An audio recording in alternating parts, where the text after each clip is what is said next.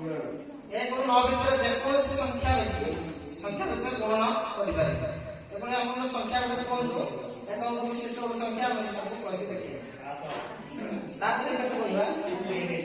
7 ରେ 3। ପ୍ରଥମେ ଆମେ ଗୋଟେ ସାଇଡ୍ ରୁ 7 ନବା, 7ଟା ନବା, 2 3 3ଟା ଏସେଡି 3ଟା ନବା। ସେଟା ତଳେ ରଖିଲେ କିଛି ଅସୁବିଧା ହବନି। 1 2 3 ତାମାନେ ଯେତଟି ଦୁଇ ପାର୍ଶ୍ୱ ଯୋଉ ଆସିଲେ ଆମର ଯୋଉ ଛକି ଦୁଇ ପାର୍ଶ୍ୱ ଆମର ଗଲା ପରେ ଯେତଟା ଛକି ଆମ ଧରୁଛି ସେଇ ଛକି ଅନୁସାରେ ଛୁଆ ତାର ଗଣିକି କହିବ ଯେ ତାର ଗୁଣଫଳଟା କେତେ ଅଛି।